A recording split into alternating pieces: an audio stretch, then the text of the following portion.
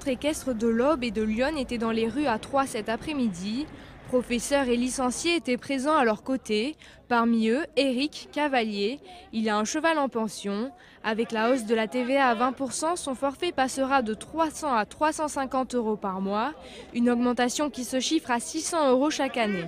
Comme vous pouvez l'imaginer, je suis retraité, passionné de cheval.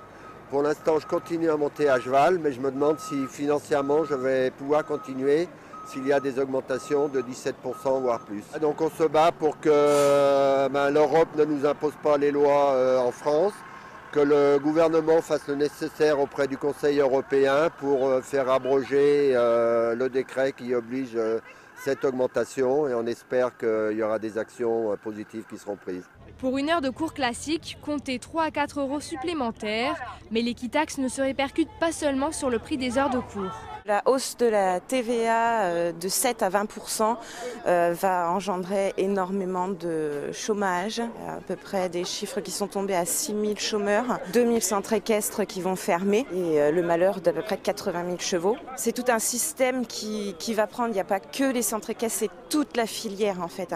C'est les éleveurs de chevaux, c'est les distributeurs d'aliments, c'est les selliers, c'est les organisateurs de concours aussi. Grâce au statut agricole, l'équitation bénéficiait jusqu'à présent d'un taux réduit. Au début d'année, on savait que peut-être ça allait passer, mais on ne pensait pas aussi vite. Là, le gouvernement nous a un peu enfumés, ils nous ont dit oui, on va voir. Nous, c'est notre bouffe.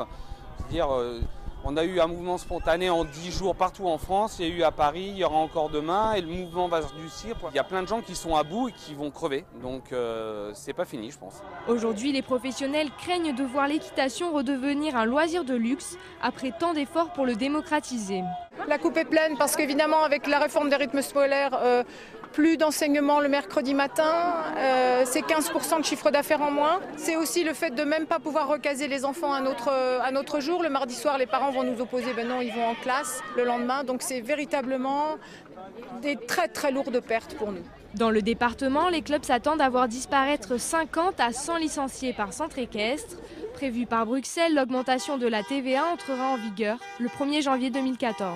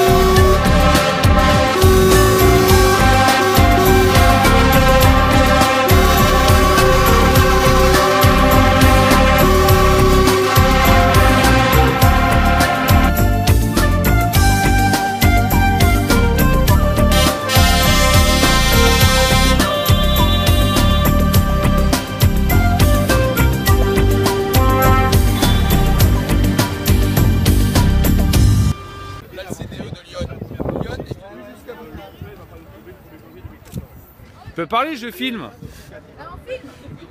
J'ai une 504 à vendre. Dans la rue, Qu'est-ce qu'ils y font? ils manifestent. Faut-il les taxer? Non!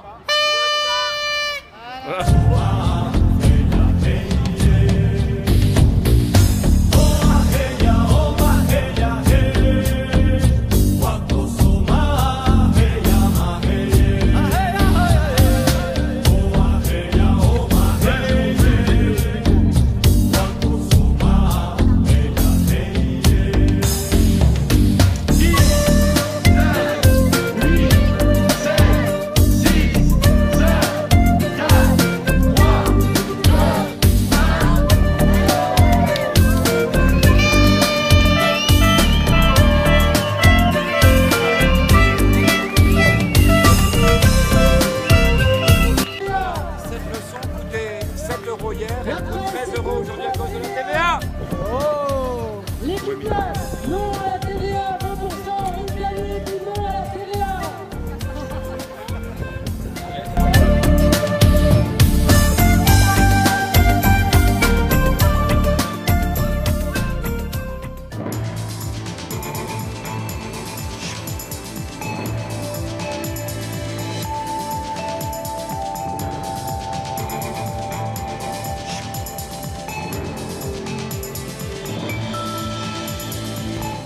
Les centres équestres pourront-ils survivre à l'augmentation de la TVA? Réponse en janvier avec le taux de réinscription. Cet après-midi, des camions de transport de chevaux ont stationné devant Bercy. Ce matin, les cavaliers se sont donné rendez-vous devant le Mont-Saint-Michel. Je vous propose d'écouter ces réactions de cavaliers en colère. Voilà, on ne sait pas où on va, on ne sait pas comment on va finir de payer nos traites, on ne sait pas si on va continuer à investir, on ne sait pas comment vont réagir nos clients face à cette hausse. Voilà, on est dans l'incertitude. On a des gens qui ont des petites structures et qui ne peuvent même pas venir parce qu'ils n'ont pas l'argent pour mettre du gasoil pour venir ici. Et on a déjà des gens qui ferment et qui commencent à vendre les poneys maintenant, parce qu'ils savent dans 5 jours, ils ne pourront plus vivre.